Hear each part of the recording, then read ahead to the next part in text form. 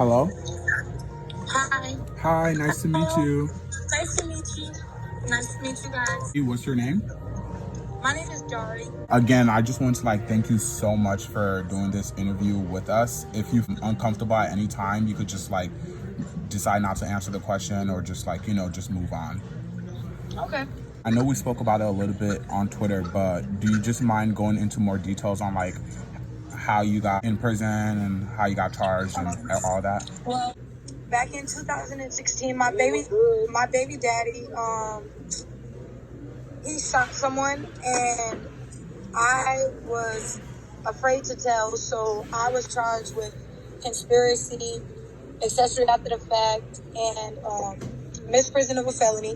In South Carolina, we have something called a YOA. It's called youth. It stands for Youthful Offenders. Mm-hmm. You're on 23 and 1. You can only come out for 1 hour a day, and you only leave the room for lunch, for breakfast, lunch, and dinner. Basically, if you're not strong enough mentally, it can break you. I passed my mental evaluation, so I only had to do 18 days in receiving. The reason why I say it had an effect on my mental health, when you're there for the first 6 weeks, you can't get any visits like everyone else does. You can't get any phone calls. You can't get canteen. You can only get hygiene stuff for your first 6 weeks there. So they wake you up at 3 o'clock every morning. You have to take a shower at 3 in the morning. So what they would make us do is what they call ward keepers. So basically, we're out there from 7:30 in the morning until 5 o'clock in the afternoon.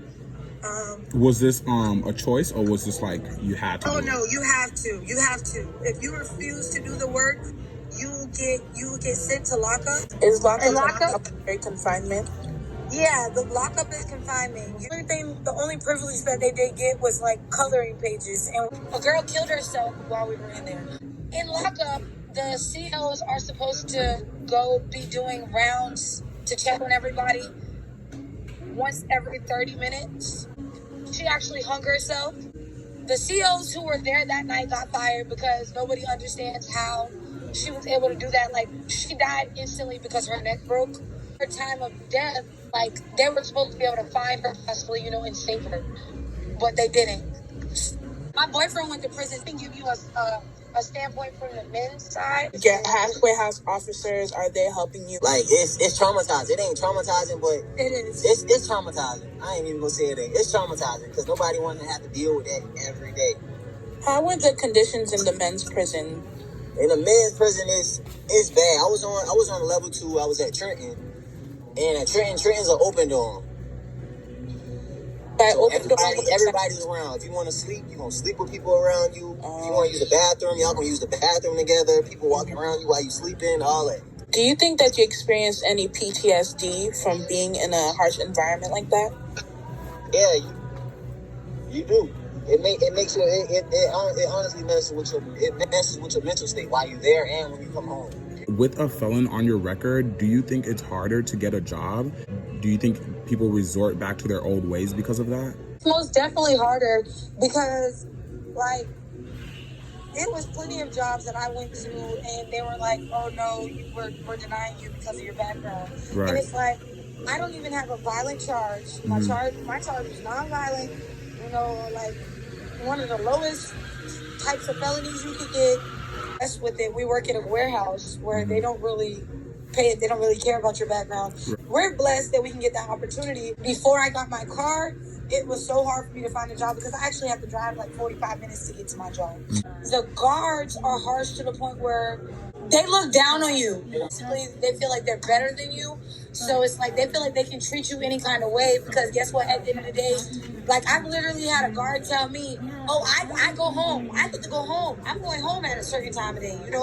You got to be here. I don't. When you go to get your mental evaluation when you're in R&E, that's the only psychologist you talk to. The only way you will be able to really talk to somebody, you're going to have to basically tell them, look, I'm about to kill myself. And even then, they're not even going to let you talk to nobody. They're going to they're going to put you in a straitjacket. You're going to make you be naked, put you in a straitjacket, and they're going to put you in lockup where you will not have anything. It's no therapy back there, no. You are on 5-year parole. Do you think your parole officer hooks you up into opportunities? Do you feel safe with your parole officer? No, I actually don't. I don't trust him. Like, You don't trust your own parole officer. no, heck no. If he can send you back to prison, he will. Wow. The only thing he does is call me and ask me for money. Making me try to pay the parole. I have a whole 5 years to pay it, and I'm telling you that I just got out of prison and it's hard to find jobs. I have 2 kids that I have to take care of, plus myself. So I can't, paying parole isn't really a priority. Let me get on my feet first and then I'll pay y'all. If I could change anything in the prison system. Oh, that's what I would change. You only get to take 3 showers a week. 3 showers a week? You only get to wash on Tuesdays, Thursdays, and Saturdays.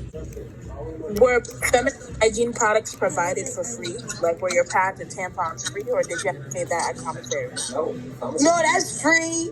But if you want, like, if you actually want something that's going to work, then you better pay that money, because the ones that they give you, I mean, you're going to soak through it fast, or they're going to, you know, like, it's BS. And then they used to put you on a limit, like, you only can get a certain amount of pads per day, they used to tell you. But, like, how are you going to tell me that my flow ain't heavy enough that I need this? I'm just like, people can get sick like that. Like, that's where toxic shock syndrome comes from.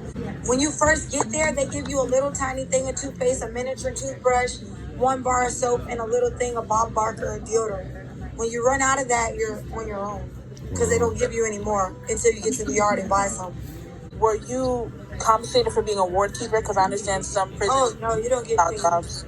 No, heck no, you don't get paid for that. Like, we have to be out there picking weeds, cutting grass, all types of stuff that they could actually be paying people to do. They make us do it for free. Wow. Like, it was super freaking hot. You can't sit down at all. If you get caught sitting down, they're going to make you PT and you could possibly go to lockup. Afterwards? It's interesting that you guys I'm sorry to, like...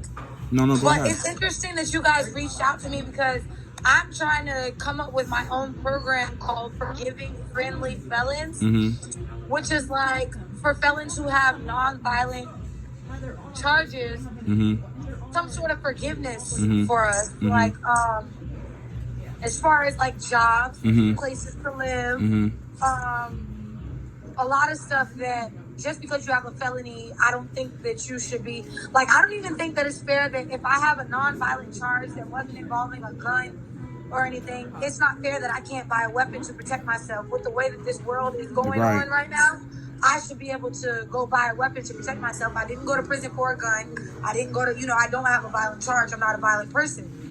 Those who are indigent, like those who don't have the money, family support, to put money on their books and stuff, like some sort of packages, for them, like, like hygiene. I feel like there should be something for those people like that, Yeah.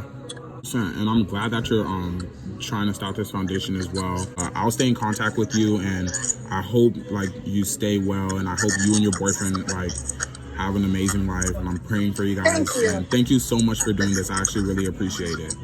Okay, thank you guys. Thank you so much. Thank you so much. No problem.